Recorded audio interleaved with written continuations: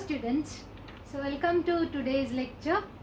So yesterday we studied about evidences of evolution. I had given you homework. First we will discuss the homework part. The first question was to write the definition of evolution. I think there were 3 definitions. Now in the textbook it is on page number 3. The similar sentences are there in the textbook. You may copy it from the board itself. Okay. Next is write a note on theory of evolution. We had discussed it in the other lecture also.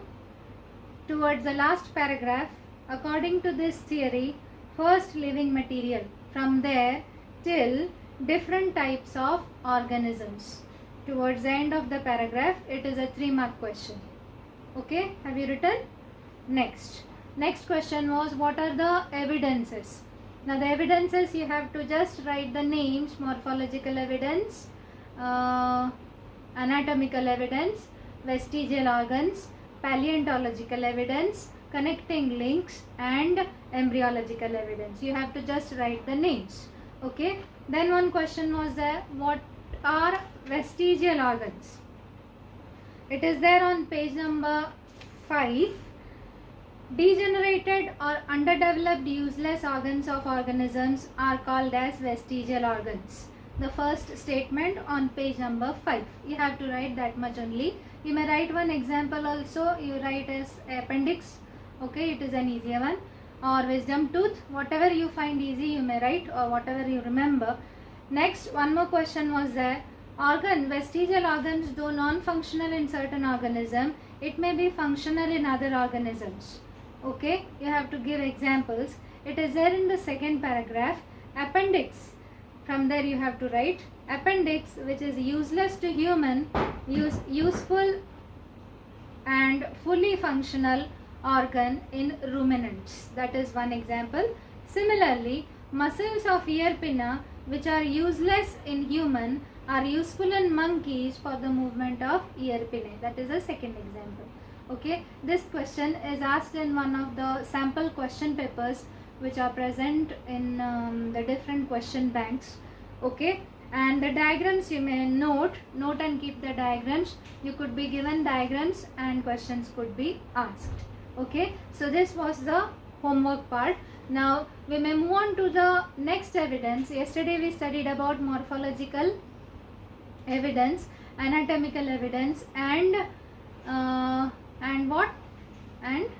vestigial organs. Okay, so today we will study about paleontological evidence, connecting links, and embryological evidence. The first is paleontological evidence. What is paleontology? Paleontology is the study of fossils. You might have heard about the term fossils. What are fossils? The remnants, which means remains. Remnants, which means remains. Remains means something which is left. The remains or remnants of plants and animals which got buried in earthquakes, volcanoes, etc. Okay, so there were several animals in earlier days also, animals and plants, but due to earthquakes, due to volcanoes and other disasters, several organisms died and got buried in the earth. Okay, and they remained as it is. As it is means their flesh got decomposed, but the remaining part of the bones, they are called as fossils. Okay, those fossils are present beneath the earth, and the study of fossils, it is called as paleontology. It helps us to study about the different types of organisms which were present in earlier times. About dinosaurs, you might be knowing about dinosaurs. We have the fossils of dinosaurs also. Now the next topic is carbon dating. Now what is carbon dating? How will we find out the age of a fossil? Okay, age of a fossil. Once we have got a fossil, okay, it is excavated. Excavated means it is dug, the mud is removed, and we have to reach till the fossils. Then the fossils are taken and the age of the fossil is studied. How we will study the age of the fossil? For that there is a method which is called as carbon dating, put forward by Willard Libby. Okay, now this was a scientist who found out, who discovered the process of carbon dating. What is carbon dating? Or write a note on carbon dating. It is a 3-mark question which could be asked. What is carbon dating? I will explain. Now C14 C12 ratio. You may see C14 is an isotope of carbon. C14 is an isotope of carbon. C12 is the original carbon. Okay, what is isotope? We had discussed in the second chapter, if you remember, of science 1. What are isotopes? Isotopes are elements having the same atomic number but different mass number. Here the atomic number of the original carbon is 12, but there is a carbon which is present in the atmosphere which is having another atomic mass number, that is 14.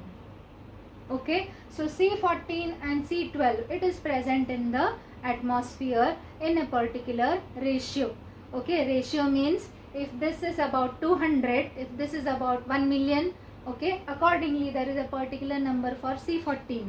Understood? We will take this as 1000 and this as 1. This as 1000 and this as 1. That means if there are 1000 molecules of C12, there is 1 molecule of C14. There is a ratio which is maintained in the atmosphere. Now this C14, during photosynthesis, it enters into the plants.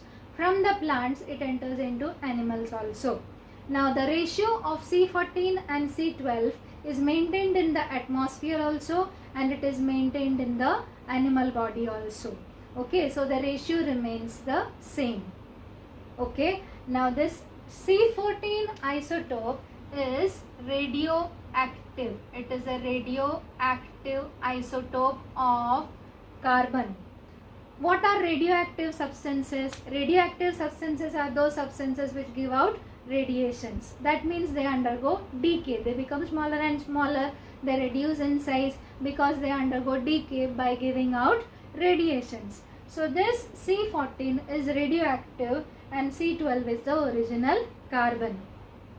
Okay, when an animal dies, when a plant dies, this C14 ratio, C14 C12 ratio starts changing. Why? Because C14 is an isotope, it starts decaying. Understood? It becomes smaller and smaller, it becomes less in concentration, due to which the ratio of C14 is to C12, it changes. Understood? Now we know the time which is required for the C14 to decay. That means half-life of C14 means about it is about 5730 years or so. That means if there are 14 molecules of C14, okay, if there are 10 molecules of C14, within 5730 years it will be reduced to 5 molecules. Understood? So there is a particular time which is taken by C14 to decay. By considering the time and the ratio, you may find out the age of the fossil. I repeat, C14 is an isotope of carbon which is radioactive. C12 is the original carbon. Now the C14 is present in the atmosphere. In the atmosphere, there is a particular ratio of C14 to C12. The C14 enters the plants through photosynthesis, and from plants it enters into animals also. Now in the living body of an organism, whether it is a plant or an animal, this ratio of C14 to C12 is maintained. But when the organism dies, the C14 starts decaying. C14 starts decaying. From the half-life, from the time taken for C14 to decay and the ratio, there will be a change in ratio after death of the organism. So from the change in ratio and the half-life means it is the time taken for C14 to decay. I repeat, from the ratio, change in ratio and the time taken for decaying of C14, the age of the fossil is calculated. It is a complex process. Now this process is called as carbon dating. So what is carbon dating? It is a process of finding out the age of a fossil. Okay. Now the next is, there is a diagram given in the textbook, figure 1.8 you may see. This diagram is given to you and questions are asked. Now how to explain the diagram? There are different eras shown in the diagram. Paleozoic era, it is the lowest one. I will show you in the textbook. Figure 1.8. This is the Paleozoic era. These three are Paleozoic era, Mesozoic era and Cenozoic era. You may note the number of the different types of animals which are present in these times of evolution. Understood? That means earlier, okay, in the Paleozoic era, invertebrates, spices, reptiles and amphibia were found. I have written here. In the Paleozoic era, invertebrates, reptiles, spices and amphibia were found. Now what are invertebrates? Invertebrates are those organisms which do not have a vertebral column. We are having a vertebral column. Vertebral column is the set of bones which we have towards the dorsal side, that means the back side of the body. Understood? Vertebrates are having vertebral column. Invertebrates do not have vertebral column. Okay, invertebrates, for example, earthworm is an invertebrate. Okay, you all know about earthworm, leech, these are all invertebrates. Cockroach is an invertebrate, it does not have a backbone. Okay, so the organism which have a vertebral column are called as vertebrates, and which do not have a vertebral column are called as invertebrates. So in this era, we get the fossils of most of the invertebrates. Okay, as we go deeper and deeper and deeper and deeper, the deepest layer, okay, the deepest layer is having invertebrates, reptiles and pisces. Pisces means fishes. Understood? Fishes. So these are present. Most of them are invertebrates. Okay, the lowest layer is having invertebrates. Above that layer there are pisces. Then above that layer there are reptiles and amphibians. You may see in the textbook. And the next era, that is Mesozoic era, mostly contain different types of reptiles. Reptiles, what are reptiles? You might have heard about a reptile. The crocodile is a reptile. Understood? Lizard is a reptile. Now what are reptiles? They are not able to lift their body. They are having legs. They are mostly terrestrial, but they are not able to lift their bodies, but they crawl. Understood? Snake is a reptile. So the fossils of reptiles are seen in Mesozoic era. In Cenozoic era, there are aves, birds. Aves means birds, and mammals. What are mammals? We are mammals. The mammals are having mammary glands, and which feed their young ones, and which give birth to their young ones. They don't lay eggs. They give birth to their young ones. Understood? Hope you have understood the difference between mammals and birds. Birds lay eggs. Mammals do not lay eggs. We don't lay eggs. Understood? Okay. So figure 1.8, the diagram will be given. Question will be asked. What is the study about? The study is about paleontology. That is the study of fossils. In that study, okay, it is seen that the lowest level is consisting of invertebrates, fossils of invertebrates, then reptiles, then amphibians, then reptiles. Okay, reptiles were seen, and in the topmost level mammals are seen. Mammals are not found in the lower level. That means mammals are the most developed organisms, most evolved organisms. Okay, now from this, what was concluded? Vertebrates have slowly originated from invertebrates. This could be concluded. That means whether invertebrates or vertebrates, we all are having a common ancestor. We all have come from a same kind of organism. That is theory of evolution. So this evidence of theory of evolution is called as paleontological evidence. Paleontology, it is the study of fossils. It is studied, the age of the fossils is studied with the help of carbon dating. Hope you have understood carbon dating. Now again the different eras, and in this it is seen that vertebrates have slowly originated from invertebrates. Hope you have understood paleontological evidence. Now we may move on to the next, that is connecting links. Now the next topic is connecting links. Okay, what are connecting links? Some plants and animals show some morphological characters by which they can be related to two different groups. Hence they are called as connecting links. You might have heard about the term species. Species or species. Okay, so we all belong to the same species. We are all similar type of organisms. Dogs are different. Dogs belong to different species. Cats are different. Cats belong to different species. Okay. So there are different species of organisms which are present on the surface of the earth. Now what are connecting links? Connecting links are those organisms which show the properties of two different species. Understood? They show the properties of two different species. That means it could be said that this organism evolved from this organism.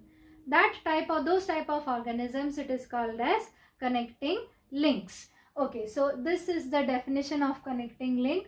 Some plants and animals show some morphological characters by which they can be related to two different groups. Hence they are called as connecting links. There are some examples which are given in the textbook. You may see the diagrams of different organisms like peripatus, duck-billed platypus and lungfish, which is given in the textbook. They give you the diagrams and ask you questions. So the diagrams are important. You don't have to draw it. Okay, you have to just notice the diagrams. Okay, so peripatus. The first example is peripatus. Peripatus, if you see, it is having a segmented body. Segmented body means like earthworm. There are segments. Their body is different, divided into segments, different segments. You might have seen lines on the body of earthworm. Similarly, they are having lines on their bodies. Their body is segmented. Thin cuticle. Cuticle is the covering of the body. Okay, cuticle is a hard covering which is present on their body. They are having thin cuticle. Parapodia, that means they don't have exact leg, but they are having leg-like structures which are called as parapodia. So parapodia means false legs. Thin cuticle means the covering of the body. Okay, there is a thin covering for the body. Segmented body, the body is segmented. All these are characteristics of phylum Annelida. Okay, now what do you mean by phylum? It is there on page number 63. It is a reference. Understood? You may refer to page number 63. Just like you had learned about division Thallophyta, Bryophyta, Pteridophyta, Gymnosperms, Angiosperms. Similarly, you are having phylum in case of animal kingdom. Understood? Animal kingdom is divided into different phylum. So one phylum out of those is Annelida. You may see in the chart which is shown on page 63. Phylum Annelida and phylum Arthropoda. They are consecutive. That means one after the other. So next is tracheal respiration. You might have heard about the term trachea. Okay, our respiratory system is having a windpipe. Understood? A windpipe. It enters into a pipe which is called as trachea. The trachea divides into two and enters into lungs. Understood? That is in case of us. But these are invertebrates. They do not have a vertebral column. Now what is vertebral column? It is the backbone which we have. These organisms don't have. But what is trachea? Trachea is an organ which helps in respiration. And open circulatory system. Open circulatory system means they do not have blood vessels. They do not have blood vessels. We are having blood vessels म्हणजे arteries, veins, capillaries, We are having arteries, veins, capillaries. These are called as blood vessels. Our blood flows through these blood vessels. But in the case of these organisms, blood does not flow through the blood vessels. They are openly present in the body. It is said to be open circulatory system. Okay, you won't be asked questions based on what is open circulatory system, what is tracheal respiration or so. You have to just learn these terms. Okay, now so segmented body, thin cuticle and parapodia like organs which is present in phylum Annelida. Okay, so the organisms belonging to phylum Annelida are having these characteristics, and the organisms belonging to phylum Arthropoda are having these characteristics, and Peripatus show both these characteristics. That means it is a connecting link. Okay, so Peripatus is a connecting link. It is a very important question, very frequently asked question. Give reason. Understood? So that is about Peripatus. Next is duck-billed platypus. This organism lay eggs like reptiles, present, but it has mammary glands and hairs. So these characteristics are that of mammals, and this characteristic is as that of reptiles. That means it shows a link between reptiles and mammals. Next is lungfish. It performs respiration with lungs even if it is a fish. Okay, even if it is a fish, it is having the respiratory organ lungs. Understood? So these are the examples of connecting links which are given in the textbook. Okay, the examples are very, very important. Now, what can we conclude from this? Mammals have evolved from reptiles and amphibians from fishes. Okay, the mammals have evolved from reptiles and amphibians from fishes. Now, the vertebrates. What are vertebrates? The organisms which are having vertebral column. The vertebrates could be divided into different classes. It includes fishes, reptiles, aves, that means birds, and amphibians, birds, and mammals. What is the sequence? I will repeat the sequence. First one is fishes, then amphibians, then reptiles, then birds, and then mammals.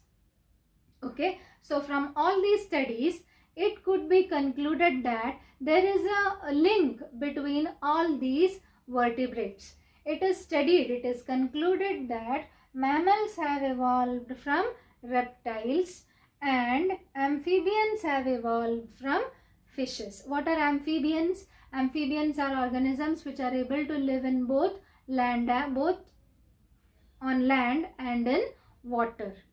Understood? So this is the conclusion of connecting links.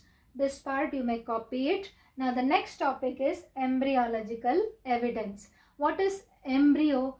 Embryo is the youngest form, the earliest form of an organism before forming a baby. Understood? Baby is the smallest part according to our which we can see. Now embryo, we cannot see embryo. It is inside the egg or inside the inside our body in case of mammals. Okay, so embryo is the early stage of an organism. When you study the early stages of an organism, it is showing some evidence of evolution. You may see in the textbook on page number 7, figure 1.10. You may see the diagram. First stage, second stage and third stage. This is the first stage, second stage and third stage of fish. First stage, second stage, third stage of salamander. First stage, second stage, third stage of tortoise. First stage, second stage and third stage of chicken. First stage, second stage and third stage of pig. Like that, cow, rabbit and man. Okay, so these are the different stages of embryo. Now if you may see, the first stage of all these organisms more or less look the same. Okay, they are the same. They are similar to each other. The first stage are more or less the same. They are similar to each other. The second stage is showing some difference, and in the third stage there is difference, and from there onwards the difference starts. Understood? So in earlier stages, the embryos of most of the organisms look similar to each other, which shows that organisms have evolved. Complex organisms might have evolved from simpler ones, and we all the organisms on the surface of the earth might be having a common ancestor. So this is the last evidence, that is embryological evidence. So there are 6 evidences: morphological evidence, anatomical evidence, and vestigial organs, which we had studied in detail in the other lecture, and paleontological evidence, connecting link, and embryological evidence, which we have studied today. Okay, all these evidences and all the studies are very, very important. Generally, questions are asked from this part of the chapter. Okay, copy this. Next is today's homework. What are fossils? Write a note on carbon dating. What are connecting links? Peripatus is a connecting link. Explain. Write a note on embryological evidences. I will tell you where the answer is. What are fossils? It is on page number 5, last paragraph. From large number of organisms till these are called as fossils. Okay. Next question. Write a note on carbon dating. Page number 6. From carbon consumption of animals till this is carbon dating method in the first paragraph. Third question. What are connecting links? Page number 7. First sentence. Some plants and animals show some morphological characters by which they can be related to two different groups. Hence they are called as connecting links. You may write example Peripatus. Next, Peripatus is a connecting link. Explain. Now page number 7, the second sentence. In Peripatus, characters like segmented body, thin cuticle, okay, from there till link between Annelida and Arthropoda. I will read out the answer. In Peripatus, characters like segmented body, thin cuticle, and parapodia like organs are present. Similarly, these animals show tracheal respiration and open circulatory system similar to arthropods. This indicates that Peripatus is a connecting link between Annelida and Arthropoda. Till there you have to write. Next is write a note on embryological evidences. For that, page number 7, embryological evidence. Under that paragraph, you have to write the complete paragraph. Okay. So this homework, you have to finish it. Okay. Now, so we have finished with the evidences, all the evidences and the theory of evolution. Next day, we will be studying about Darwin's theory of natural selection, then Lamarckism. Okay, these are another important topics from the chapter. Okay, hope you all are doing well. Stay home, stay healthy, stay safe. Thank you.